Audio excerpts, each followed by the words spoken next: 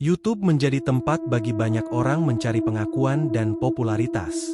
Salah satu dari mereka adalah Rizky, seorang pemula dalam dunia konten kreator yang baru saja memulai kanalnya, Rizky Ventures. Rizky adalah orang biasa yang mencoba mengikuti tren eksplorasi tempat-tempat angker demi mendulang viewers. Rizky percaya, meskipun ia tidak memiliki alat mahal atau tim besar, keberaniannya akan membuat kontennya viral.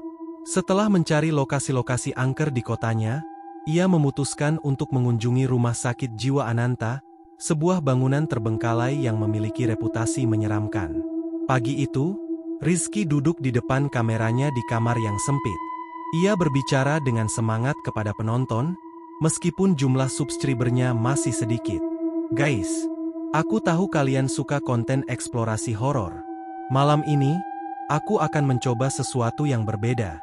Aku akan pergi ke Rumah Sakit Jiwa Ananta, tempat yang katanya paling angker di kota ini. Komentar muncul satu persatu. Gila, bro. Jangan main-main di sana. Serius mau ke Ananta? Katanya banyak yang gak balik dari sana. Ini pasti bakal viral. Hati-hati aja, Bang. Rizky hanya tertawa kecil, mencoba menyembunyikan rasa gugupnya. Ia mendengar cerita seram tentang tempat itu, seperti suara teriakan pasien di malam hari, penampakan wanita berambut panjang, dan bau busuk yang tidak wajar. Tapi ia yakin itu semua hanyalah cerita untuk menakut-nakuti orang. Jangan lupa subscribe dan nyalakan notifikasi, ya. Kalau kalian suka video ini, aku akan bikin eksplorasi tempat-tempat angker lainnya, katanya sambil mematikan kamera. Malam itu, dengan perlengkapan sederhana, kamera DSLR, senter, dan ponsel untuk siaran langsung, Rizky tiba di depan Rumah Sakit Jiwa Ananta. Bangunan itu berdiri megah namun menyeramkan. Dindingnya ditumbuhi lumut, jendela-jendela pecah, dan pintu utama yang besar terlihat seperti tidak pernah dibuka selama bertahun-tahun. Di sekitar bangunan, suara jangkrik dan desiran angin malam membuat suasana semakin mencekam. Rizky menyalakan kameranya. Oke, guys. Aku udah sampai di lokasi. Ini dia, Rumah Sakit Jiwa Ananta. Konon, tempat ini ditutup sejak tahun 1995 karena kasus-kasus misterius. Banyak yang bilang arwah pasien masih gentayangan di sini. Aku akan membuktikan apakah itu benar atau cuma mitos. Ia mendorong pintu besar itu, yang berderit keras saat terbuka. Udara dingin menyambutnya, disertai bau lembab yang menyengat. Rizky melangkah masuk, menyorotkan senternya ke sekeliling. Lorong pertama yang ia masuki dipenuhi coretan-coretan aneh di dinding. Ada simbol-simbol seperti lingkaran dengan garis silang, dan kata-kata yang tertulis dengan cat merah tua. Jangan masuk. Kayaknya ini cuma coretan orang iseng, gumamnya sambil terus melangkah. Lorong itu sepi, namun setiap langkah kaki Rizky terasa bergema. Tiba-tiba, ia mendengar suara langkah lain, seolah ada orang yang mengikutinya. Ia berhenti dan menoleh ke belakang, tapi lorong itu kosong. Kayaknya cuma gema suara langkahku sendiri, katanya, mencoba menenangkan diri. Namun, suara itu kembali terdengar, kali ini lebih dekat. Rizky mempercepat langkahnya dan masuk ke sebuah ruangan. Ruangan itu penuh dengan barang-barang lama. Ranjang rumah sakit berkarat, kursi roda yang dibiarkan teronggok, dan beberapa lemari obat yang kosong. Ketika ia sedang merekam, ia mendengar suara lain. Suara seperti pintu yang terbanting keras di lorong. Rizky menoleh dengan cepat, tapi tidak ada apa-apa. Ia tertawa gugup. Oke, guys. Kayaknya ada penonton lain di sini. Tapi aku gak takut, katanya ke kamera. Namun, langkah kakinya mulai berat. Ia merasa seolah ada sesuatu yang menahan gerakannya. Saat ia melangkah ke ruang lain, lampu senternya mulai berkedip-kedip. Sial, jangan sekarang dong, gumamnya sambil mencoba menepuk-nepuk senter itu. Tiba-tiba, di ujung lorong, ia melihat sesuatu. Seorang wanita berdiri membelakanginya, mengenakan gaun putih lusuh. Rambutnya panjang dan hitam, menjuntai hingga ke pinggang. Siapa di sana? Teriak Rizky, mencoba tegar. Wanita itu tidak bergerak. Rizky memutuskan untuk mendekat. Namun, ketika ia hanya berjarak beberapa meter, wanita itu berbalik perlahan. Wajahnya rusak, dengan mata yang hanya berupa lubang hitam kosong. Rizky tersentak mundur, hampir menjatuhkan kameranya. Namun, saat ia mengedipkan mata, wanita itu menghilang. "Apa itu tadi? Jangan bercanda," katanya dengan napas terengah-engah. Ia mencoba meyakinkan dirinya bahwa itu hanya imajinasinya, tapi bulu kuduknya berdiri. Rizky memutuskan untuk terus maju, meskipun hatinya dipenuhi ketakutan. Ia masuk ke lorong lain, tapi semakin jauh ia melangkah, lorong itu terasa semakin panjang. "Aku yakin tadi gak sepanjang ini," gumamnya. Di dinding-dinding, simbol-simbol aneh mulai muncul lagi, kali ini lebih besar dan lebih jelas. Ada tulisan yang berbunyi, "Kamu tidak akan keluar." Rizky mulai merasa panik. Ia mencoba berbalik, tapi lorong di belakangnya tampak berbeda. Bukannya kembali ke tempat ia masuk, ia malah melihat lebih banyak pintu dan jendela-jendela yang tidak dikenalnya. "Apa-apaan ini? Aku tersesat." Tiba-tiba, suara tawa terdengar, pelan namun jelas. Rizky menyorotkan senternya ke arah suara itu, tapi tidak ada siapa-siapa. Ketika ia berbalik, ia melihat bayangan besar bergerak cepat melewati ujung lorong. Rizky menemukan ruang operasi lama, dengan lampu besar tergantung di langit-langit. Di tengah ruangan, ada meja operasi yang masih penuh bercak merah tua. Saat ia mencoba merekam ruangan itu, ia mendengar suara di belakangnya.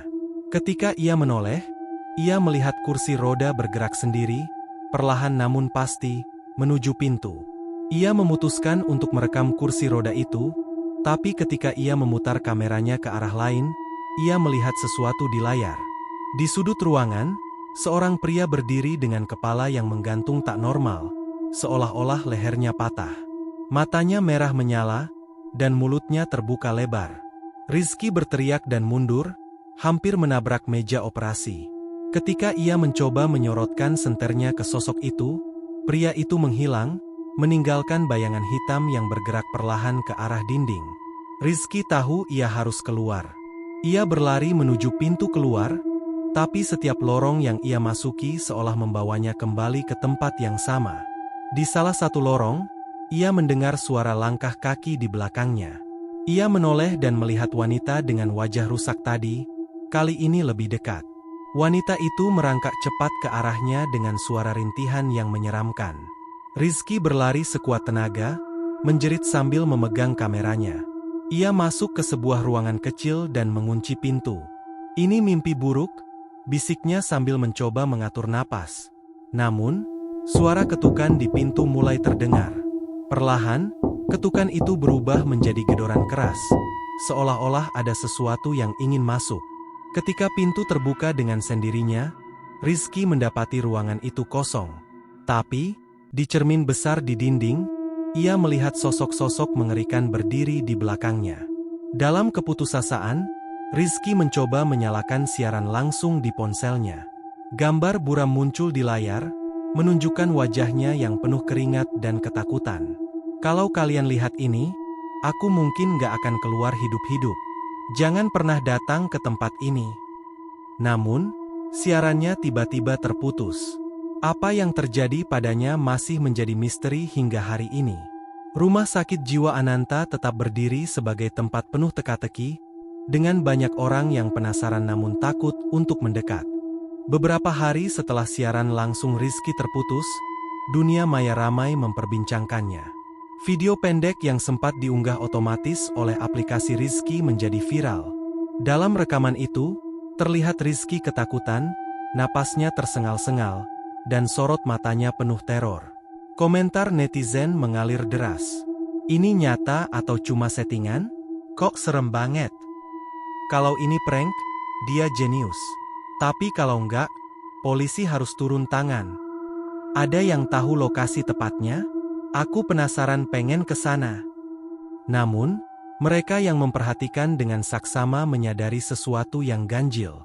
Dalam detik-detik terakhir video, tepat sebelum siaran terputus, terlihat bayangan seorang wanita melintas di belakang Rizky. Wajahnya rusak, dengan mata kosong menatap tajam ke arah kamera. Rizky tidak pernah kembali dari rumah sakit jiwa Ananta. Seorang sahabat lama Rizky, Andi, merasa tidak bisa tinggal diam. Ia adalah satu-satunya orang yang benar-benar tahu lokasi yang dikunjungi Rizky.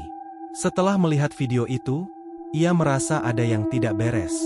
Andi mengumpulkan keberanian untuk pergi ke rumah sakit jiwa Ananta, meskipun berbagai cerita menyeramkan menghantuinya. Ia membawa perlengkapan lebih lengkap. Kamera dengan mode malam, senter besar, ponsel dengan baterai cadangan, dan juga pisau kecil untuk berjaga-jaga.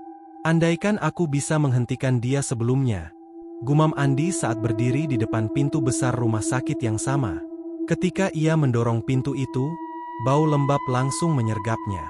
Lorong gelap dan dingin menyambutnya, persis seperti yang terlihat di video Rizky. Ia menyalakan kameranya dan mulai merekam. "Rizky, kalau kamu ada di sini, aku akan menemukannya," bisiknya, meski dalam hati ia tidak yakin. Andi menyusuri lorong-lorong rumah sakit yang dipenuhi coretan aneh. Coretan itu seolah berpendar dalam gelap, seperti dipenuhi energi yang tidak biasa. Ia mendengar suara-suara aneh, bisikan, langkah kaki, dan dentingan logam yang entah dari mana asalnya.